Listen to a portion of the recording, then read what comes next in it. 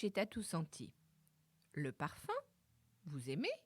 Eh bien, chez Tatou Senti, le premier podcast parfum et olfactif, on ne parle que de ça. Et oui, on sent tout. On sent les matières premières, les parfums avec les parfumeurs créateurs, sans oublier les créateurs de marques de parfums. En un mot, on y parle parfum et tout ce qui s'y rattache. Je suis Bettina Ekroyd, votre hôte et experte parfum. Et je vous donne rendez-vous tous les mardis sur Tatou Senti pour un moment convivial avec un invité pour parler de ses passions, de son parcours, de son métier et bien sûr, parfum, odeur et souvenirs olfactifs.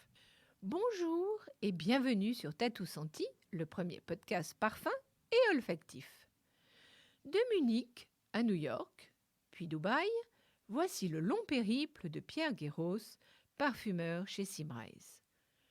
D'origine grecque, tel Ulysse, il est de retour à Paris, sa ville natale qu'il adore. Autant d'expériences riches où il a su s'immerger dans la culture du pays et se mettre au diapason des habitants. En quelques mots, sa capacité d'adaptation ressurgit même dans sa parfumerie qui est généreuse et où l'harmonie entre deux matières opposées n'est jamais impossible. En effet, Pierre aime autant l'Occident que l'Orient, l'histoire de l'art que la rigueur scientifique, qu'être dynamique et contemplatif. À chaque fois, ce sont des dualités qui s'accordent pour ne former qu'un Pierre. Et oui, il est vrai, spontané, joyeux et d'une grande simplicité. Sa plus grande joie est de vivre au rythme de la nature et des saisons. Aussi, partons sans plus tarder à la rencontre de Pierre pour revivre avec lui ses voyages olfactifs. Bonjour Pierre. Bonjour Bettina. Alors, ton actualité. Donc, Trussardi vient de lancer une nouvelle collection, les Vie di Milano, et tu en as créé un qui s'appelle Via Fiori Chiari. Est-ce que tu peux nous raconter son histoire, à la fois olfactive et son histoire tout simplement? Bien sûr. En fait, on a, dès le début du projet, essayé de de faire un parallèle entre l'endroit où j'habitais, c'est-à-dire Montmartre, et qui m'est très cher, et un quartier particulier de Milan, qui représentait le même esprit bohème, qui représentait un petit peu la mauvaise vie, un côté très 19e siècle, avec des personnages pittoresques à la marge. D'accord. Et en termes olfactifs?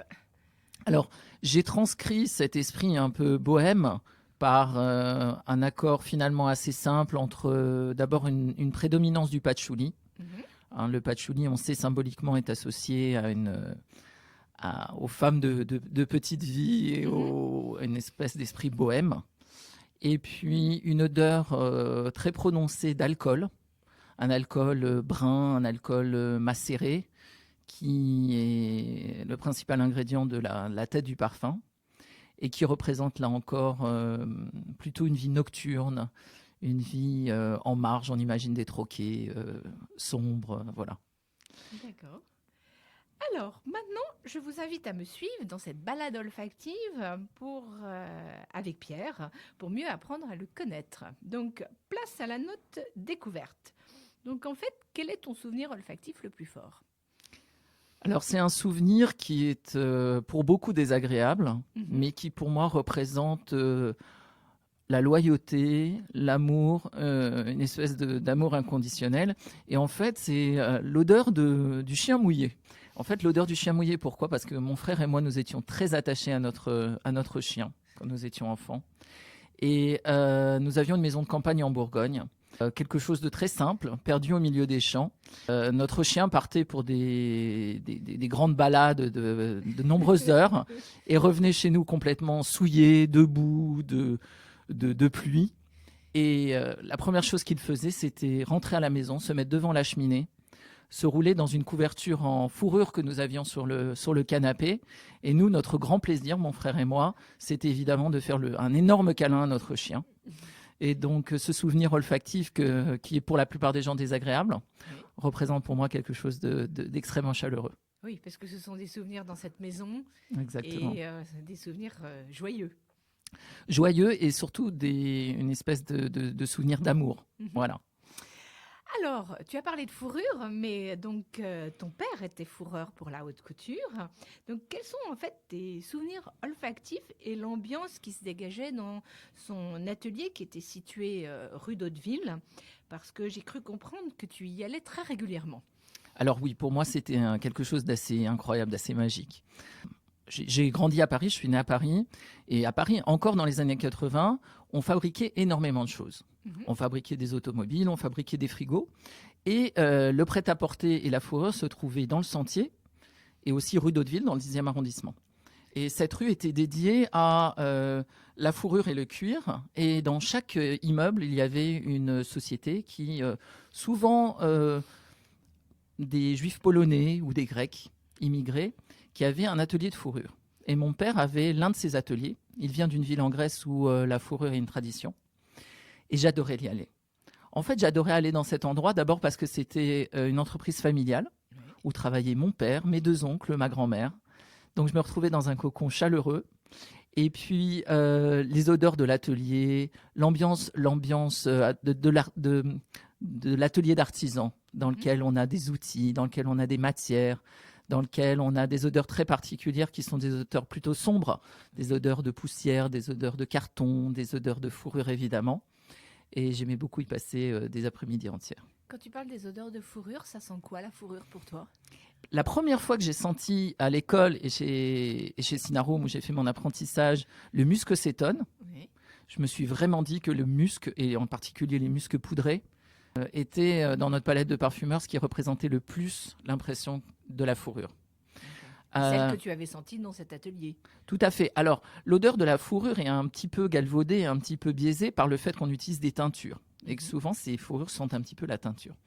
Alors après, quand on en sent souvent et quand on grandit dedans, on apprend à sentir les différentes formes de fourrure. Oui, les nuances qu'il y a d'un animal à l'autre. L'astracan, le vison, le renard, les différents cuirs, le python, que sais-je. Et juste pour terminer, parmi toutes ces fourrures, est-ce qu'il y en a une que tu préfères ou tu les aimes toutes? Alors, moi, ce que j'ai toujours trouvé formidable dans la fourrure, bon, depuis évidemment, la fourrure, c'est quelque chose qui est devenu beaucoup moins socialement acceptable, mais en laissant ça à part, moi, je trouve que dans la fourrure, évidemment, il y a un rappel du côté sauvage, de l'animalité. Et que cette animalité, elle s'exprime d'autant plus que les poils sont extrêmement longs. Donc, par exemple, le renard, avec des poils très, très longs et généreux, ou bien le ragondin, le castor. Pour moi, c'est ce que je préférais parce que ça avait vraiment un côté trappeur, un côté très sauvage. D'accord. Alors, jeune, tu voulais être architecte, après fourreur. Donc, en fait, à quel moment as-tu vraiment décidé de devenir parfumeur? Alors, bon, d'abord, oui, parce qu'on veut faire comme papa, comme maman. Donc, maman travaille au ministère de l'Intérieur, c'était beaucoup moins intéressant. Et moins drôle. Mon père était fourreur, je trouvais ça vraiment sympathique et puis un petit peu exotique. Bon, très très vite, je me suis rendu compte que c'était pas du tout un métier d'avenir. Oui. J'ai très longtemps voulu devenir archéologue ou architecte. J'avais toujours une envie de faire un équilibre entre certaines de mes passions, de mes affinités, qui allaient vers l'histoire, qui allaient vers la découverte, par exemple, de lieux archéologiques quand j'étais petit, etc. Et un certain esprit scientifique. Voilà, c'est toujours ce qui m'a guidée. J'avais envie de faire à la fois de l'histoire de l'art et dans un cadre scientifique. Et donc, j'ai fait des études de biologie, de biochimie, pas du tout pour devenir parfumeur, mais parce que j'en avais envie. Et ce sont les hasards de la vie. J'ai fini par faire ma licence de chimie à l'université de Versailles. Et à l'université de Versailles, un très grand nombre des étudiantes, surtout qui travaillaient avec moi, ne rêvaient que d'une seule chose, c'était de rentrer à l'ESIPCA. Et moi, j'avais une affinité pour le parfum quasi nulle, une connaissance du parfum quasi nulle. Mais je suis un être curieux et donc j'ai accompagné certaines de mes amies aux journées portes ouvertes de l'ISIPCA. Et c'est là que la révélation s'est faite. Voilà, alors c'est quasi religieux, c'est-à-dire Oui. qu'en fait certains rentrent dans des églises et sont frappés par la beauté gothique d'une cathédrale et deviennent croyants. C'est un petit peu ce qui s'est passé pour moi. C'est-à-dire que rentrer dans un monde qu'on ne connaît pas du tout, Oui. qui semble combiner toutes les choses qui nous plaisent dans la vie, avec une symbolique du parfum qui me parlait finalement beaucoup, Oui. a posteriori. Et donc, j'ai passé le concours de l'ISIPCA. Ça s'est passé plutôt simplement. J'ai été bien classée, j'ai trouvé un apprentissage rapidement. Donc, quelque part, je me suis dit, peut-être que c'est quelque chose pour moi. D'accord. Et en fait, c'est juste un hasard de la vie, mais un merveilleux hasard. D'accord. Alors justement, donc c'est Gaël Madiot, parfumeur à l'époque chez Sinarum et aujourd'hui chez Chanel, qui a été l'un de tes premiers professeurs. Qu'est-ce que tu as retenu d'elle? Alors, chez Sinarum, en général, j'ai eu accès à une parfumerie traditionnelle, mais dans un sens positif. C'est-à-dire une parfumerie qui était au service des plus grandes maisons françaises, fournissait à la fois des matières premières, des bases, des cœurs pour Chanel, Guerlain, Estée Lauder, etc. Justement, est-ce que tu peux nous dire une ou des bases les plus célèbres de la maison? Bon, alors celles qui sont extrêmement connues sont certaines des bases animales, comme l'Animalis. Que l'on retrouve dans quel grand parfum? Par exemple, les anciens parfums de Veil, avec Zibeline, Antilope, etc. Mais qu'on retrouve aussi dans énormément de compositions de parfums classiques de chez Chanel, de chez Guerlain. L'ambre arôme, évidemment. Et puis, un certain nombre de matières premières dans d'autres familles olfactives. Mais c'est ça qui était un petit peu spécial. C'est que Sinarum était une petite société qui pourtant fabriquait des molécules de synthèse, servait les grandes maisons de la parfumerie française et était malgré tout à la pointe de la parfumerie, du marché de la parfumerie dans les années 90. Et ce qui était assez formidable, c'est que c'était à Bois-Colombes et qu'il n'y avait qu'un mur qui séparait IFF, leader mondial à l'époque, leader mondial de la parfumerie, et Sinarum. L'un était un bâtiment ultra moderne et l'autre était un petit château, une petite folie 19e. Oui, puisqu'une maison familiale est dans... Un donjon, il y avait quasi un donjon, une tour de garde. Et en fait, ça reflétait un petit peu l'esprit de la maison. Et il y avait également un petit atelier de production en plein Bois-Colombes. Donc ça, c'est évidemment un reliquat de cet axe qui allait du Havre à Paris, où il y avait tellement de maisons de parfums qui recevaient leurs matières premières par le Havre et qui, à Asnières, à Bois-Colombes, à Colombes, avaient leurs ateliers de création. Voilà. Et donc, revenons, parce qu'on a pris d'autres chemins. Mince, mais c'est pas chemin grave. de traverse. Voilà, mais c'est pas grave du tout. Donc, est-ce que tu as appris Gaël Madiot? Alors, moi, c'était la première fois que je rencontrais un parfumeur. Donc, pendant très longtemps, elle a été l'archétype pour moi du parfumeur. En fait, ce qui est extraordinaire avec Gaël, c'est qu'on a d'abord appris à être amis. On a appris à être émotionnellement et je dirais affectivement proches. Et que je me suis sentie privilégiée de pouvoir être en presque binôme avec quelqu'un qui n'avait absolument aucune crainte ou aucun désir de garder pour elle des secrets, des habitudes, etc. Donc j'ai eu la chance vraiment d'avoir quelqu'un en face de moi qui était extrêmement confiant dans cette relation nécessaire entre un apprenti. Parce que je pense que tout le monde ne peut pas dire la même chose. Non, c'est vrai. Et c'était possible parce que on était également en phase d'un point de vue affectif, émotionnel. Et j'ai appris les bases de la parfumerie en parallèle de ce qu'on apprend à l'école, les ABC de la parfumerie. D'accord. Et alors, pendant ce stage chez Sinarum, est-ce que tu as une anecdote à nous raconter ? Alors oui, parce qu'en fait, évidemment, avoir une société de parfumerie juste au milieu d'une petite ville de banlieue très proche des commodités du marché, des commerces, ça peut créer évidemment un petit clash souvent olfactif. Et on disait au début de cet entretien que Sinarome était particulièrement connu pour ses bases animales. Et certaines de ces bases animales étaient donc pesées à Bois-Colombes, certains jours du mois. Alors, certains de ces jours coïncidaient avec le jour du marché. Et certaines personnes sur le marché discutent. Je ne comprenais pas pourquoi il y avait des odeurs, des effluves animales, j'imagine. Exactement. Alors, c'était des odeurs qui rappelaient le crottin de cheval, qui rappelaient l'écurie, qui rappelaient des choses comme ça, ce qui était quand même un petit peu particulier en plein milieu urbain. Et voilà, des petites discussions au café du commerce avec mais vous vous rendez compte, ça sent, on se croirait dans une écurie, etc.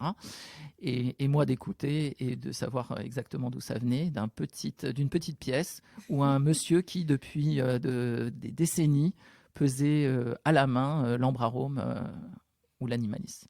D'accord. Alors, quand on regarde en fait ton parcours, tu as démarré en Allemagne pour Drôme International, puis direction New York et Dubaï. Qu'est-ce que tu retiens de chacune de ces expériences et comment t'es-tu adapté au pays à chaque fois? Alors, partir de chez soi, beaucoup de gens le font. Et on sait que c'est une expérience qui vous transforme complètement. Pourquoi ? Parce qu'on est face à l'altérité, à la différence. Et qu'un certain nombre d'acquis ou un certain nombre de choses que l'on prend pour acquises, en fait, sont directement remises en question. Et l'Allemagne, c'est notre voisin. Il paraît un voisin qui nous paraît très proche. Et pourtant, c'est un monde qui est culturellement extrêmement différent. Donc, un monde qui a demandé aussi une adaptation. Et ce qui est amusant, c'est que j'ai pas voulu prendre l'avion pour partir à Munich. J'ai voulu prendre le train de nuit. J'ai voulu que ce premier cheminement loin de chez moi, se fasse plutôt lentement, plutôt de façon graduelle. Donc, je suis partie vers 10h de Paris pour arriver à 7h du matin à Munich. Et je me souviendrai toujours de mon arrivée à la gare en me disant bon, ça va être ma maison. Et cette maison, elle a été ma maison pendant 12 ans. Donc, je suis restée en Allemagne pendant 12 ans. En Allemagne, j'ai été confrontée à quelque chose d'assez émotionnellement fort, qui est de me retrouver dans un pays qui, malgré sa mauvaise réputation, on va dire, un certain nombre de clichés, a été pour moi un cocon extrêmement chaleureux. Une société Drôme qui a été pour moi extrêmement chaleureuse. Un environnement bavarois extrêmement protecteur. J'ai eu beaucoup de chance de pouvoir faire mon apprentissage de la parfumerie réellement. Après mon apprentissage chez Sinarome, c'était vraiment le moment où on saute dans le bain. Oui. Et j'ai pu le faire dans un environnement là encore très bienveillant. Justement, au niveau de la création, qu'est-ce que tu retiens de cette expérience allemande ? Alors, l'Allemagne, la Bavière mise à part, c'est une société d'inspiration protestante. Et moi, je crois beaucoup au fait que les religions, aussi, comme facteur culturel, ont une importance énorme sur le parfum. Oui, je suis tout à fait d'accord. Et qu'il y a dans la foi protestante une rigueur, une rigidité, une recherche de la pureté qui fait qu'on s'écarte olfactivement, alors consciemment ou pas, de certaines notes animales, trop cuirées, trop sombres. On aime ce qui est propre, on aime ce qui sent une certaine fraîcheur, j'ose pas dire médicale, mais quelque chose d'assez presque hygiéniste. Et donc, il y a toute une palette que je n'ai pas du tout explorée quand j'étais en Allemagne. C'est la palette des notes ambrées, c'est la palette des notes très sombres, c'est la palette des notes animales ou cuirées. Et de Drôme, de l'ambiance, qu'est-ce que tu en retiens ? Je travaillais dans une société familiale. Encore une. Encore une. Alors, c'est extrêmement intéressant. Bon, on changeait quand même d'échelle entre Sinarome et Drôme. Tout à fait. Mais c'est finalement, moi, je retrouvais, on en parlait aussi, l'ambiance que j'ai connue enfant dans la structure familiale. Et je me suis sentie extrêmement à l'aise dans cette structure qui était à la fois à taille humaine et en même temps très professionnelle. Une société qui, malgré ses racines allemandes, avait su développer une expertise internationale.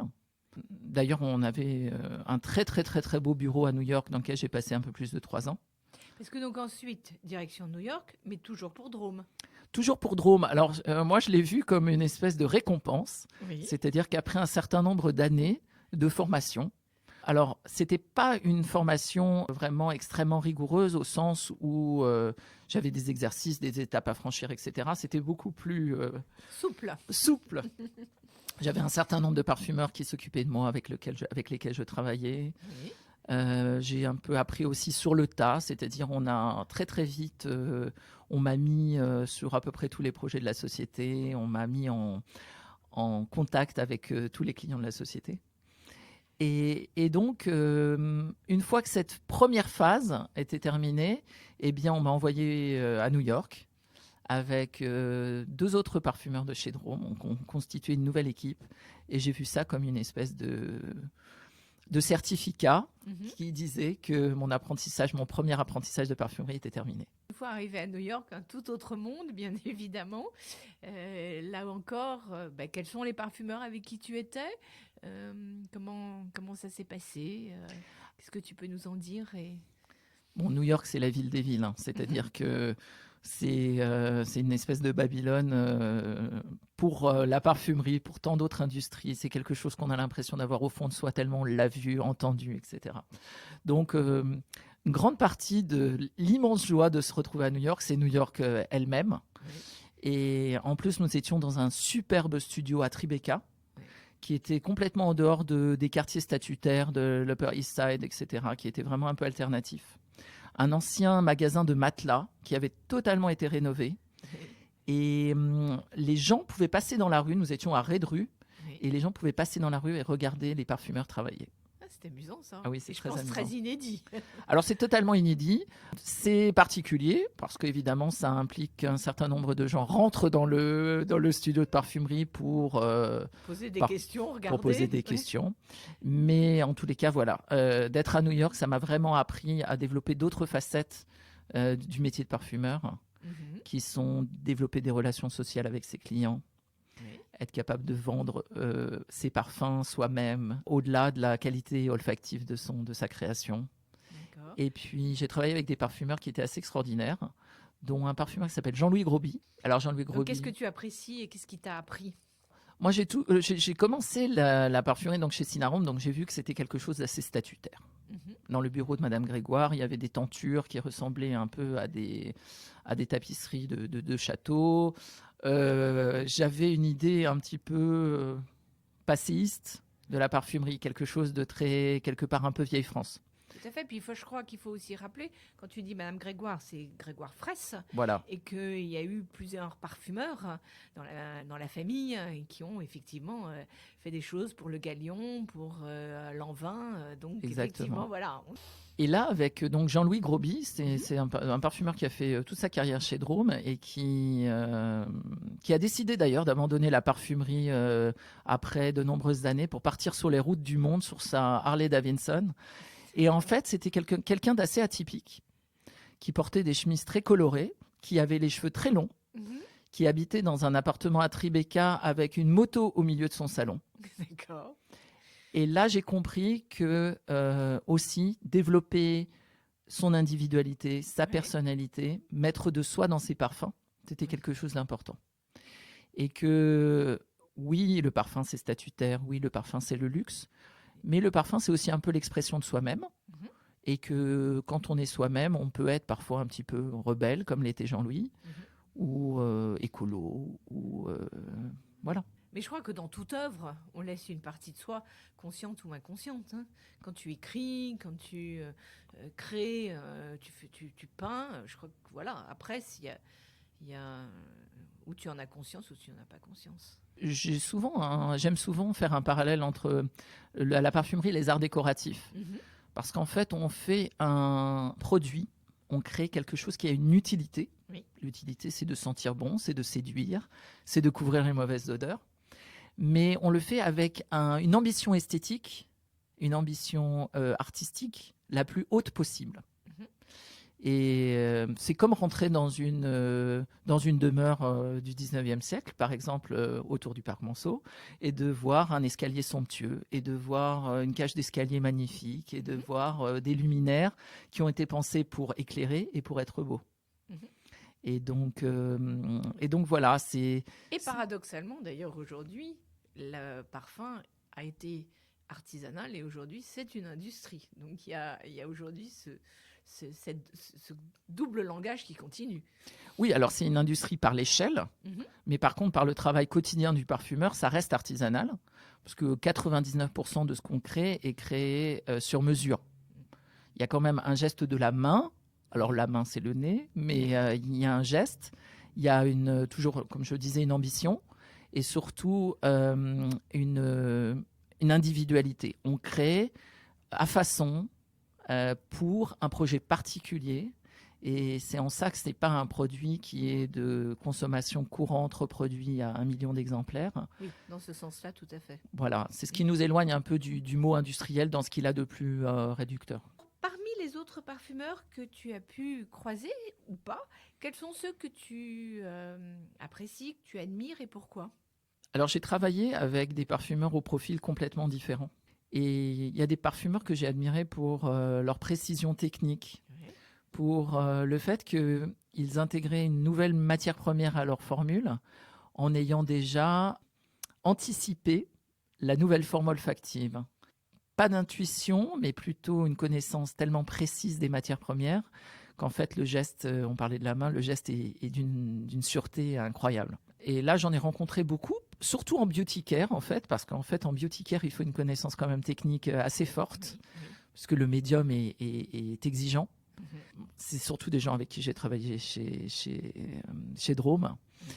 Et puis maintenant, chez Symrise, j'ai la chance de travailler avec une équipe de parfumeurs qui, chacun dans son individualité, m'apporte énormément au quotidien.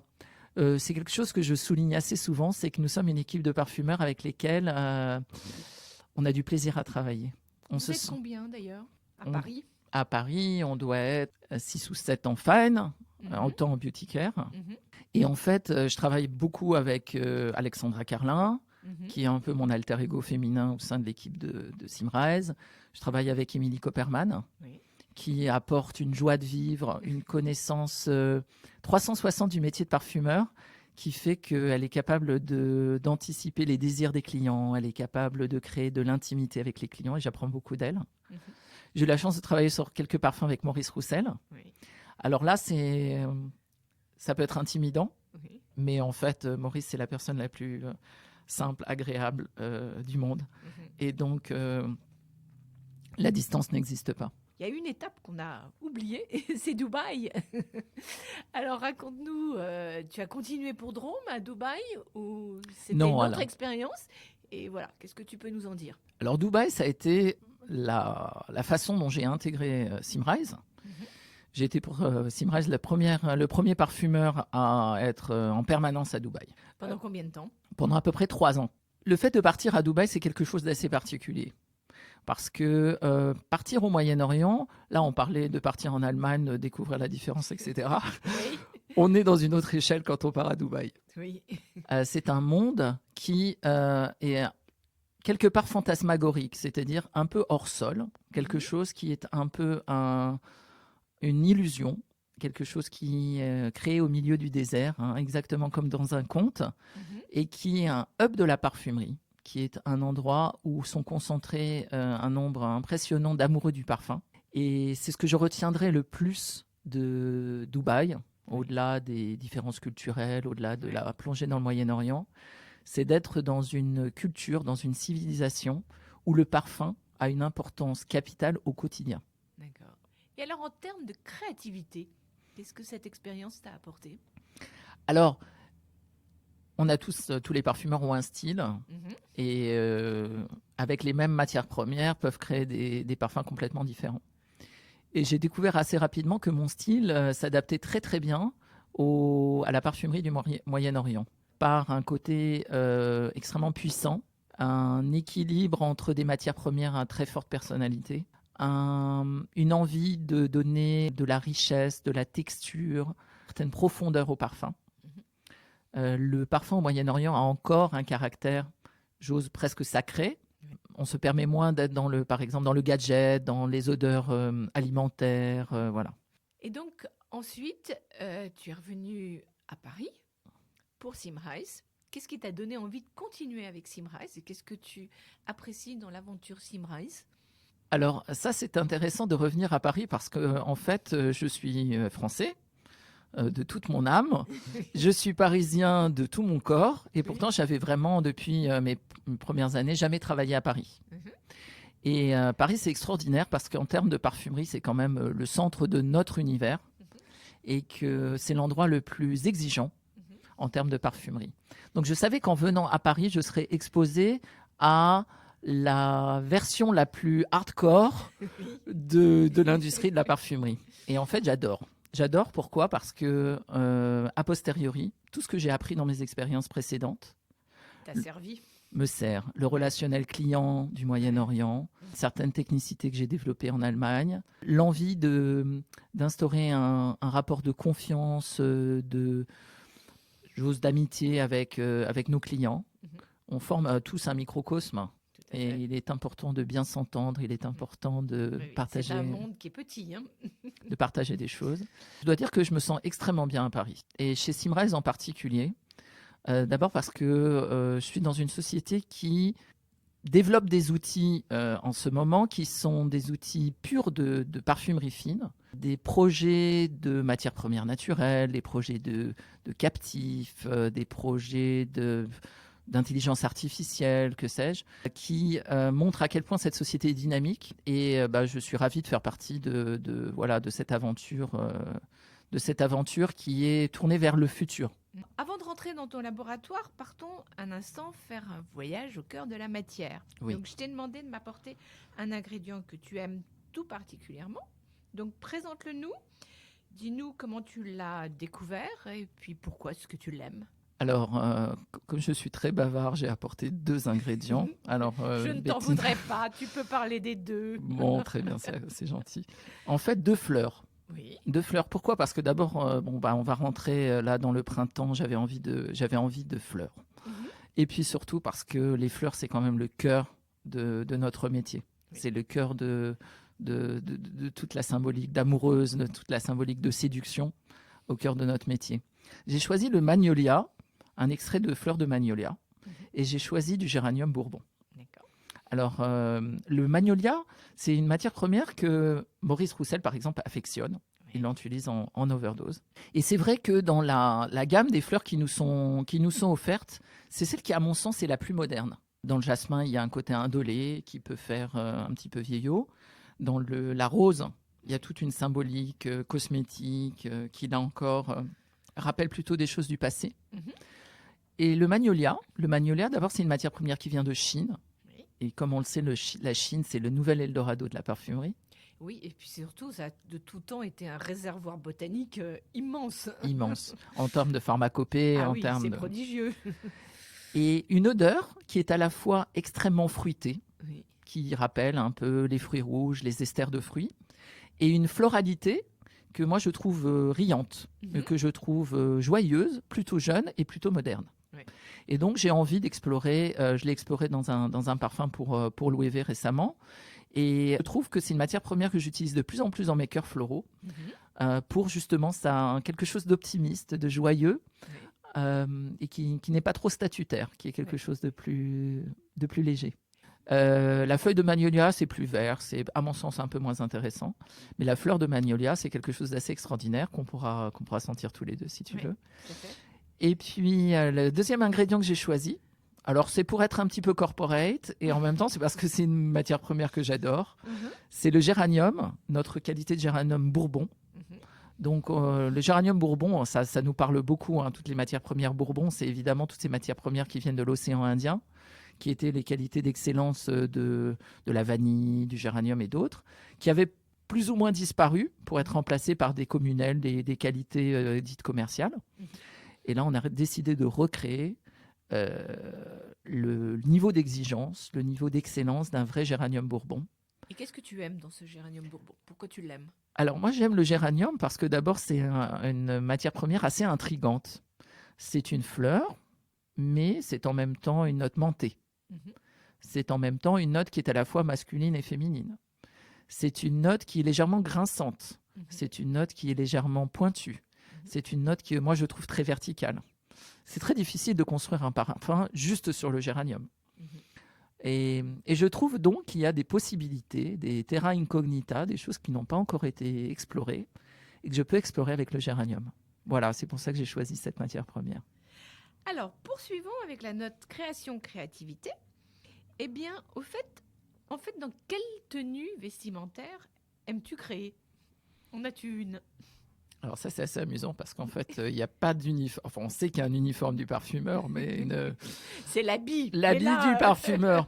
Alors, à vrai dire, moi, j'ai appris de mon père qui était justement, qui évoluait dans ce monde de la couture, que tous les créatifs de couture, finalement, s'habillent de façon extrêmement banale. Ils laissent à d'autres le soin de porter leur création et souvent ont des uniformes d'atelier. On voit bien Christian Dior avec sa blouse, Yves Saint Laurent avec sa blouse. Et moi, j'ai un peu cette approche-là, c'est-à-dire que l'habit ne fait pas le moine, je fais aucun lien entre ma tenue vestimentaire et mon travail de parfumeur. Pour des occasions officielles, je m'habille comme un parfumeur, mais au quotidien, je m'habille comme un Parisien qui prend le métro, qui a une vie totalement urbaine et qui s'habille de façon très pratique. D'accord. Est-ce que tu as une heure où les idées te viennent plus facilement qu'à d'autres? Alors, oui. Et ça fait un petit peu ma particularité dans l'équipe de parfumeurs Symrise, c'est que j'arrive à Potron Minet à l'ouverture de la société, vers 7h30, 7h45. D'abord parce que je me lève extrêmement tôt. Je me couche aussi extrêmement tôt. J'ai à peu près 2 heures, 2h30 le matin, entre voilà, 7h45 et 8h et 11h, pendant lesquelles je crée 90% des parfums de la journée. Tu as le calme plat et tu peux te concentrer. Alors, le calme et en même temps un flux d'énergie, un flux de créativité qui semble complètement tari après 4 heures de l'après-midi. Donc, ça correspond à mon rythme biologique et physiologique. D'accord. Ça a toujours été? Ou ça correspond à ton retour sur Paris? Non, alors c'est un peu en décalage par rapport à la vie parisienne qui serait plutôt d'arriver plus tard et de se coucher tard. En fait, c'est quelque chose qui est assez lié à un rythme naturel. Moi, on en parlera peut-être plus tard, mais j'aime vivre au rythme de la nature, j'adore la nature. Et j'ai une énergie qui est peut-être liée au soleil et qui fait que je me sens bien en journée. Que te faut-il pour créer? Alors là encore, c'est quelque chose qui peut paraître un petit peu atypique. C'est que mon bureau est cliniquement rangé avec quelque part un souci d'être minimaliste, un souci d'être extrêmement ordonné. Moi, j'arrive à travailler dans une ambiance vraiment où les choses ne me perturbent pas, où les choses ne sont pas un empêchement. Et donc, par rapport au bureau de certains de mes collègues qui sont complètement chaotiques, etc., et une certaine idée préconçue du fait que le créatif doit évoluer dans un monde complètement, on peut le dire, bordélique, moi, j'aime bien créer dans cette ambiance très, très pure, très minimaliste. Et donc, mon bureau est, à l'étonnement de tous, extrêmement bien rangé. Et as-tu besoin d'un déclic pour démarrer une formule? Bon, il y a plusieurs cas de figure, évidemment. C'est-à-dire que au bout d'un certain temps, on associe parfois un nouveau projet à une note qu'on a déjà créée, un accord qu'on a déjà travaillé dans le passé. Donc, ça peut être déjà quelque chose qui a été longuement élaboré, longuement travaillé. Parfois, ça peut être une page blanche, quand le challenge du brief est vraiment très novateur. Ça te fait peur? Ah non, pas du tout. Non, moi, je trouve extrêmement intéressant. Tu imagines, Bettina, d'avoir un métier où, après 20 ans, tu aurais fait tout ce qu'on peut imaginer, tout ce qu'on peut faire. C'est pas possible. Non, là, c'est vraiment extraordinaire. On a 2000 matières premières ou 2500 matières premières. Les possibilités de mélange, les possibilités de combinaison sont quasi infinies. Donc, au contraire, c'est stimulant, une page blanche pour toi? Alors, c'est stimulant. Stimulant, par contre, moi, je trouve que la page blanche, elle est vraiment jamais blanche. C'est-à-dire on sait déjà certains mots sont écrits, certaines lignes sont déjà écrites. Moi, ce que j'aime beaucoup, c'est de pouvoir créer d'abord en mettant des mots sur les choses. C'est-à-dire que j'aime beaucoup écrire. J'ai un petit calepin là qui est juste à côté de moi et j'utilise pas mal de petits calepins dans lesquels j'écris des mots. Je trouve qu'il y a une facilité à transcrire les mots en odeur qui fait que je commence d'abord par écrire quelques mots-clés et ensuite j'essaie de les transcrire en une formule de parfum. Vous voulez connaître les créations de Pierre? Alors je vous les dévoile mardi prochain.